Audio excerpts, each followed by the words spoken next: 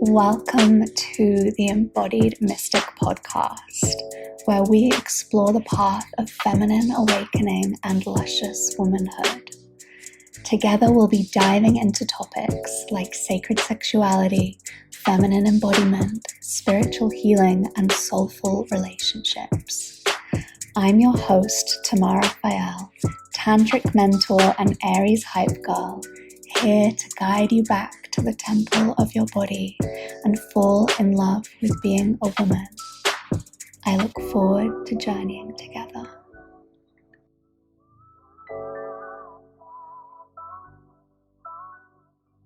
Hey my loves, it's your girl Tamar, back here, just feeling like having a chat with you guys. It's a gloriously rainy day here in Ubud, Bali.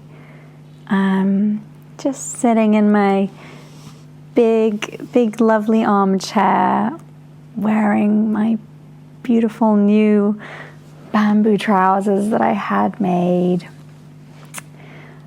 I've just spent the afternoon listening to music, singing, rearranging, organizing, beautifying my home, and it's just felt like this beautiful autumnal afternoon. Even though, in Bali there are two seasons. There's dry season and the wet season. Right now we're in wet season, so it does feel a little bit more wintry here, even though it's still really warm. But yeah, I'm just so loving these cozy, homey vibes. I'm so into it. It's so nourishing. So today, I really wanted to chat about this little thing called self-worth, and specifically self-worth in love and dating. This, I'm going to be honest with you, it's a hot topic for me right now as I'm single and dating and meeting men, and really like coming in contact with all these things, and it's such a beautiful ride to experience these different connections, experience these different men and the way they activate me in different ways, and they activate different patterns that I have, different stories that I have about love and about trust and about men. So I am definitely in one of these portals of learning and exploration and spiraling background to these things that I know really well, but having new opportunities to see how I've grown. It's like, oh yeah, I know how this feels. I recognize this pattern. But how am I going to meet it this time? How have I integrated the lessons of my previous relationships and do something different this time? So it's a beautiful time. It's a juicy time. There's a lot of fun. There's a lot of growth, and it's beautiful. So let's get into it. Okay. So, self-worth in love.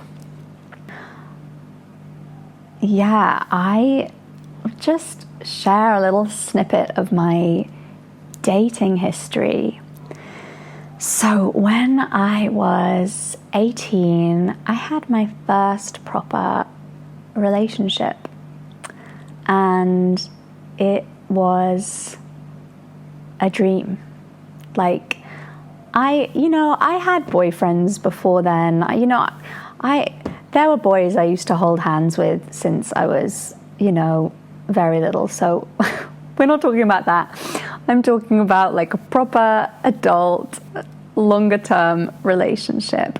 And this guy, like, we were very, very in love, and he was just amazing, and our relationship was wonderful. And the way he loved me was so healing to some part of my heart that didn't quite believe that I was worthy of receiving love like that.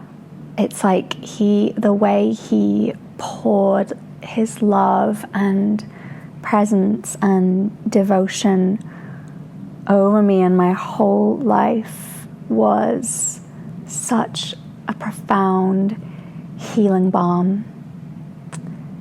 It was so beautiful. And yeah, things ended after a year, and I had another relationship that was also beautiful, different but beautiful. And then I had my spiritual awakening, and I started getting into the woo-woo, getting into the spiritual stuff, getting down and dirty with all those things. And interestingly, as I worked more and more on myself, started opening up my stuff, looking at myself, meditating, my ability to have a stable partner the way that I had, it just did a 180. Like, I just could not have a relationship for the life of me, and I really wanted to have one. I really wanted it, and it just wasn't happening. So I went from it being very easy and very natural to struggling deeply in relation to men, and just being like, what the fuck is going on? Like, what happened? It's like I flipped a switch, and suddenly I'm like not relationship material anymore. So it's been a long journey of exploration, and all these things that I'm going to bring here about self-worth in love come from that exploration. So let's do this. So the first thing, my loves, that I want you to know, and this is real, and I know that a lot of us doubt this until we've experienced it. And it's the same for sexuality. Like, this is the same for love and sexuality. This is union. So what I really want you to know is that everything you dream of receiving in love, in relationship, in partnership, like all those places of your heart that you long so deeply to be met in, like, all of this is possible for you. All of it.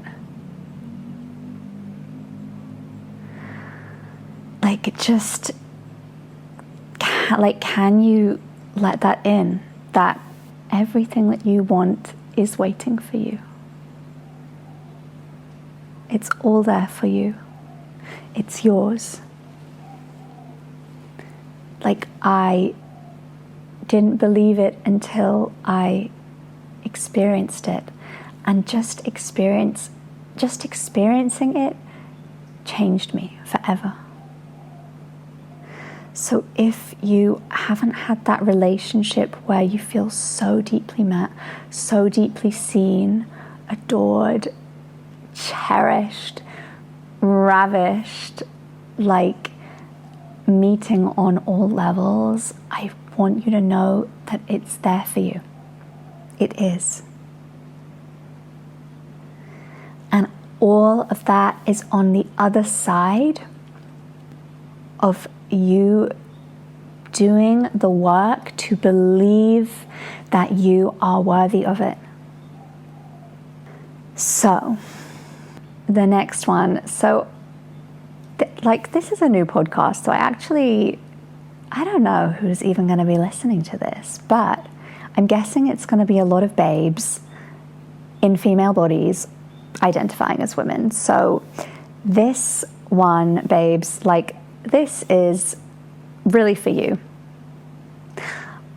I guess it also applies for men, but I want the women to get this one. So we as women have got to own our hotness. That's right, you heard me. You, my love, you've got to own that you are a sexy little minx. You're a babe. Go look in the mirror and admire yourself. We have got to wake up. We've got to awaken to our own beauty. We have to, because you can be the most stunning woman. You can be a model. I have met models who it's like they understand that they're pretty, they understand that they're attractive, but they are not deeply feeling it. They are not looking in the mirror and being like, damn girl. We've got to be embodying that, because your energy when you walk into a room and you know that you're hot stuff, that is magnetic. That's magnetic as fuck. And this is not about being arrogant. And sometimes I can be arrogant. And sometimes people think I'm arrogant and they're not wrong. So this is not about that. Although if it tips over into arrogance while we're learning this, that's fine, babes. That's totally fine. But we have really got to start owning our beauty. How would you behave today? How would you walk down the street if you knew that you were a 10? How would you walk into a room? How would you approach men? How would you go for what you know that you want and not put up with any bullshit? How would you do that if you knew that you were a fucking hottie? I bet it would look very different. This is about confidence. And it is so important and so attractive. And knowing our own beauty, knowing our radiance, knowing our sexiness and our glow, that is so, so, so important. And on the flip side, on the less superficial end of the spectrum, even though beauty and radiance is a frequency, and this is not about how we look, it's about how we feel. I truly believe that, and I believe this is sacred.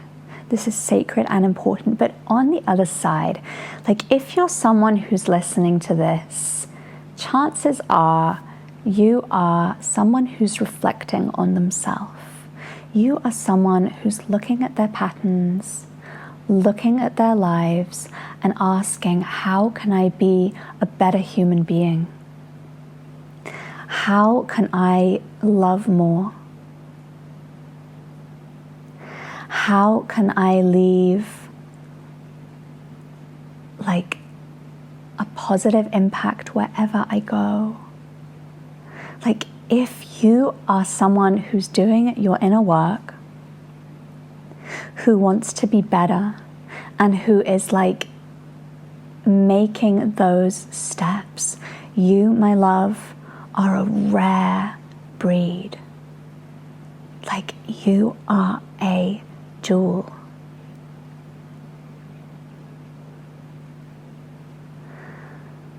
Take that in. Breathe that in. Like, you are a rare gift.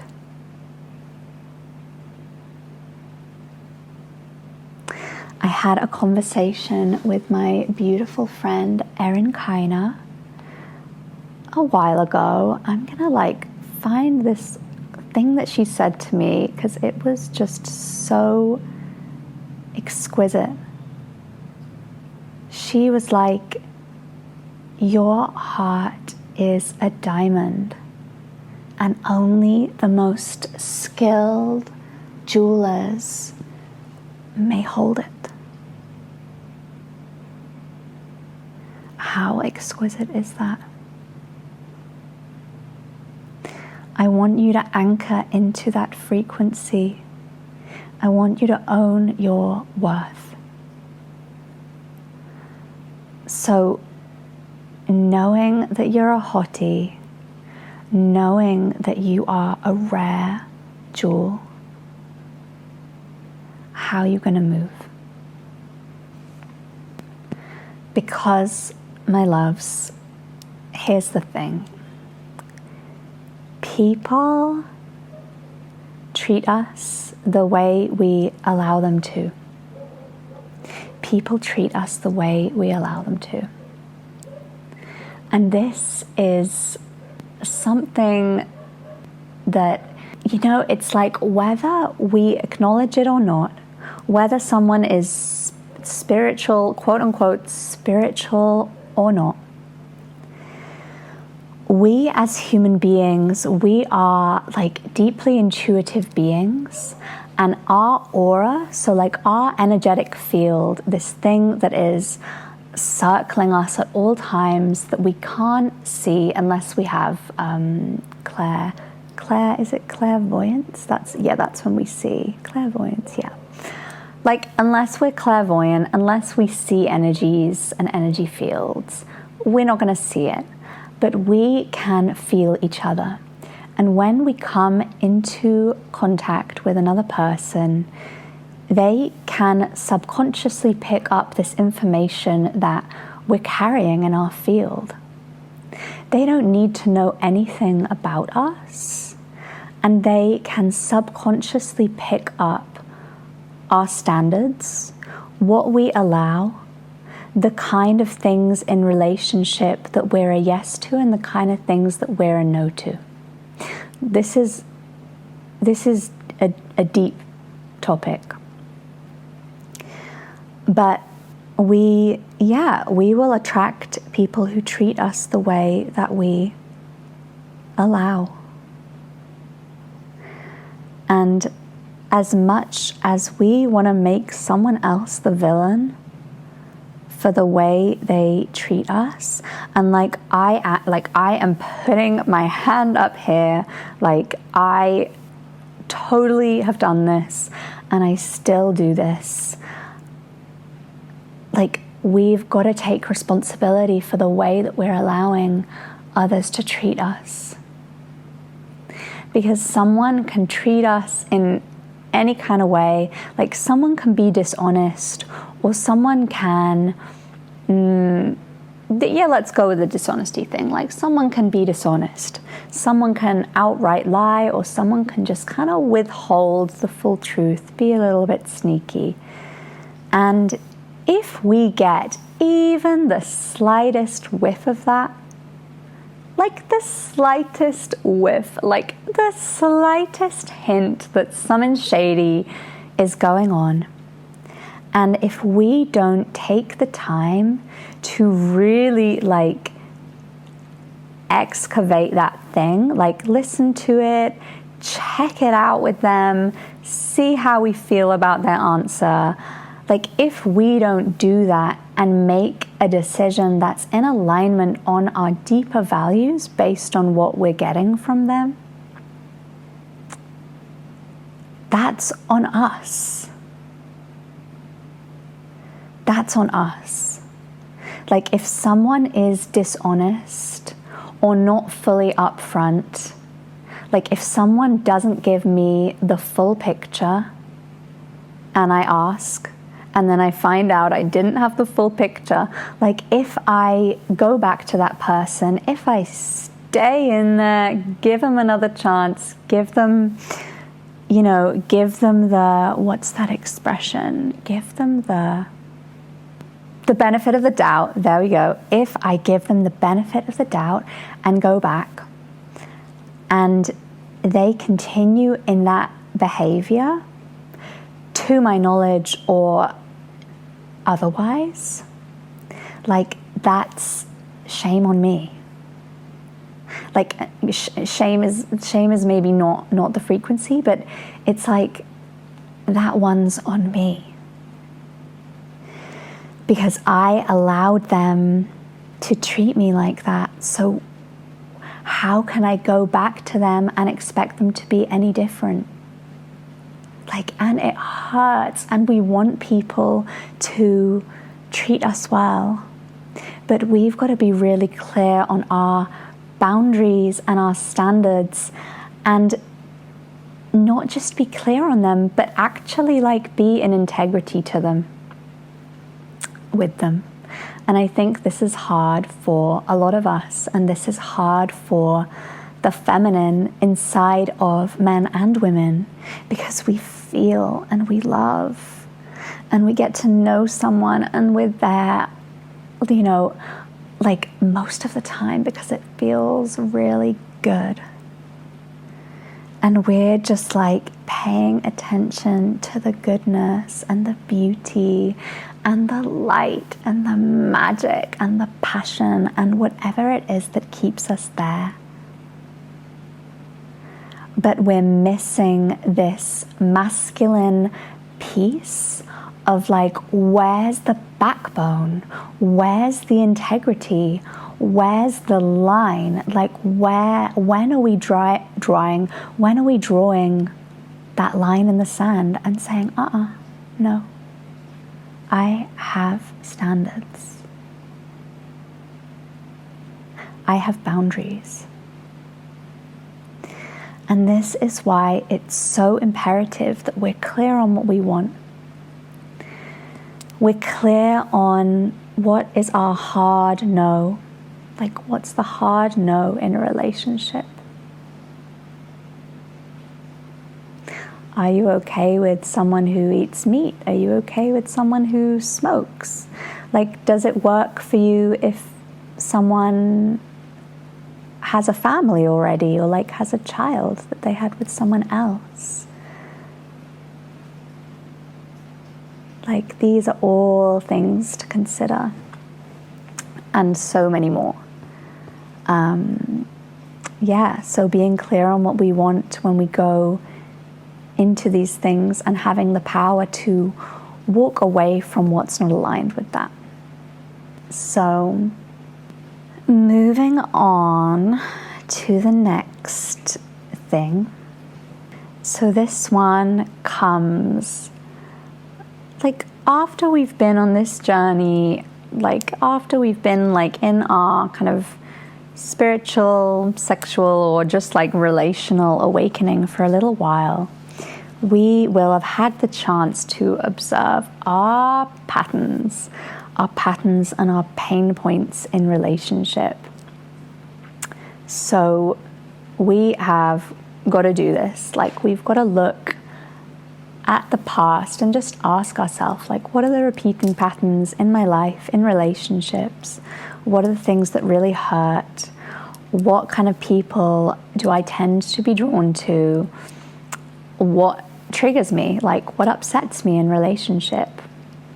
What are the reoccurring themes and patterns? So knowing this about ourselves is like gold. It's so valuable. So once we know, like, what's the deal? What are we bringing into our relationships?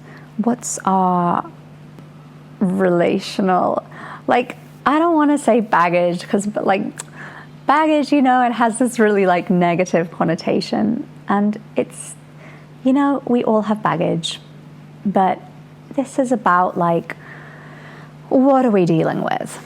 Like, what are we dealing with? When we know what we're dealing with, we have the opportunity to ask ourselves, what do we need in these situations? Like, maybe we know that we get jealous. We get jealous. We get jealous when our partner or when someone that we're dating has friends of the same gender as us. That's totally a thing. Like, many people have that. So knowing that that's something that comes up for you, like maybe you had a partner in the past who was unfaithful with a friend.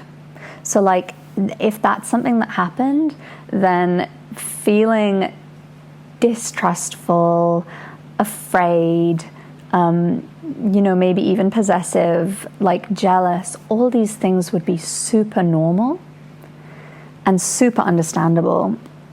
So say that you knew that about yourself. What would you need from the other person in a situation where those feelings were coming up for you? And I want to just put a little caveat here. This is in no way, shape, or form about controlling the other person. Okay, like, the other person is free to do as they need and as they want. And what we can do as someone who's dating them is make vulnerable requests where we share like what's happening, we share what's alive for us, and we ask them with humbleness and with vulnerability, we ask them for something that would support us with the experience that we're having when they do what it is that they want to do. This is never about like asking them to change their behavior. Like, this isn't about forbidding them from hanging out with people of the same gender as you. You know, we can't do that. We can't make demands like that of someone. But we can, for example, we can ask like, hey, when you come back from hanging out with your friend, like, could you text me? Like, or could you call me? Like, that, receiving a call from you after your hangout with your friend that I'm feeling a bit nervous about, like, just hearing from you would make me feel really cared about. Like, I would feel like really like you care. Like you want to invest into our connection and that it matters to you that I'm feeling this way. So that's just an example of something you could ask. I'm going to come now to the very last point around self-worth in love. And this is particularly for my sisters because of our energetic makeup. And this is something that I will go deeper into another time. Like, I'll make a whole episode about this, and anyone who has been in my world for a little while knows that this is such a hot topic for me. And this is being wary about jumping into bed with someone that you're dating. Be aware. And we're all different.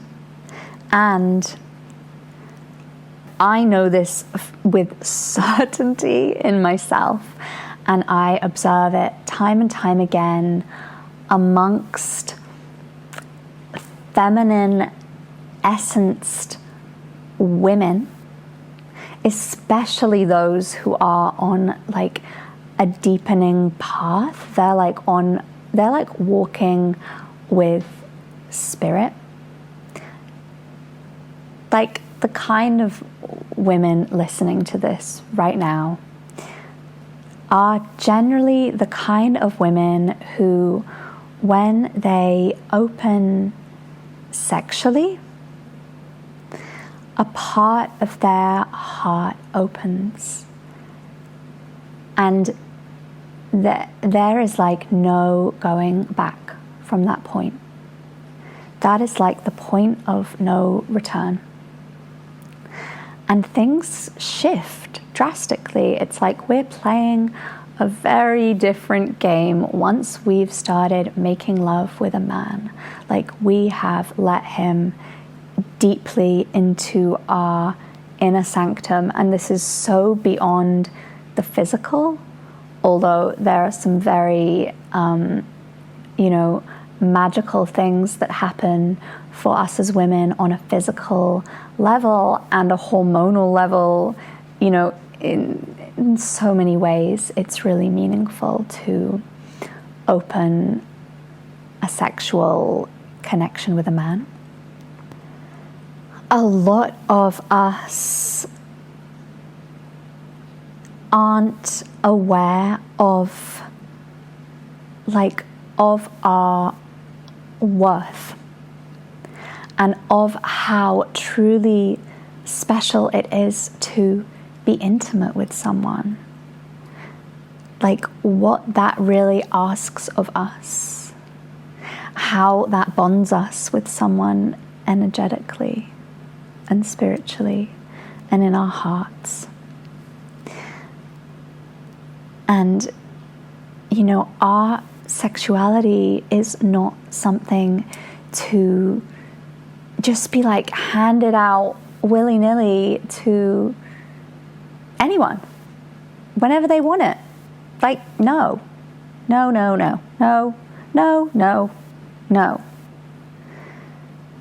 It's so important that we deeply anchor into our self-worth, and like we awaken to the preciousness of our heart and know that the man that is for you, like the partner that is for you, will recognize that.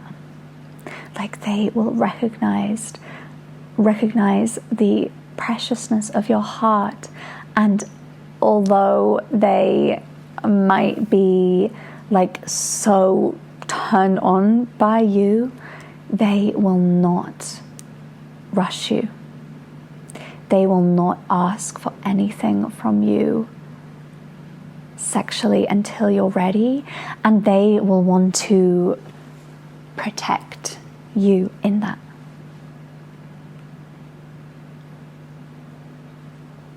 It's very common, like this is so, like unfortunately it's very, very common, and I did this too when I was younger, is I would give away my sexuality, like my sexual intimacy, thinking that it would get me love.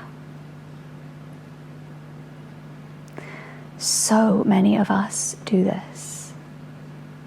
We think that if we open our legs, it will open his heart, and the truth is, it does not.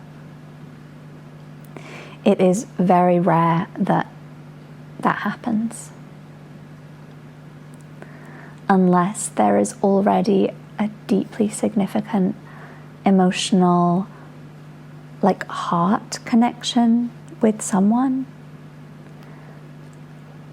Opening to them sexually before we know where we stand with them in their heart, before they have showed us how deeply important and special we are to them, like opening sexually, especially if we want more than they seem to want from us. Like this just this is bad news.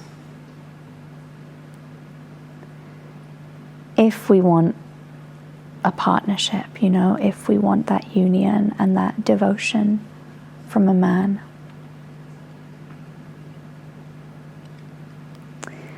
we've got to understand the impact of opening sexually and how, what happens when we do that. We've got to know that in ourselves. And I certainly don't have the answer for you. We all need to figure that out for ourselves. But my overwhelming experience and observation is that it doesn't go down so well when devotionally templated women open sexually before receiving some kind of affirmation of commitment in some way from the guy. Doesn't mean you're getting married. It's just this mutual spoken acknowledgement, and it's got to be spoken. It can't just be psychic, because we like to be in our fantasy sometimes about this, and I know that within myself very well. There's got to be this verbal, mutual, spoken agreement that you're on some kind of journey together. And you've got to know what you're getting into and be a full yes to it. Otherwise, my love, opening your legs is like opening a can of worms. That's a really gross analogy, but that's it. So, babes, there we have it.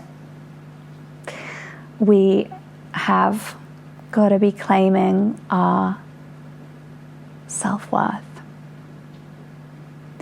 We've got to know what we deserve. We've got to validate ourselves as the beautiful, rare beings that we are, and claim what we want. Call it in, claim it. So I would love to know how this lands for you.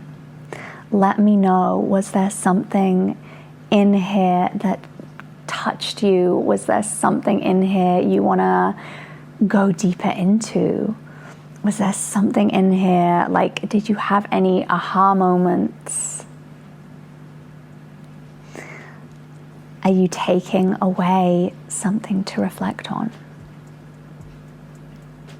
I would love, love, love to hear from you. Your feedback means the world. Slide into my DMs, come to me on the gram, tell me all the things. I'm sending you so much love. I hope you have a beautiful, beautiful day. Go out there and get all the things. Claim it. You are so worth it.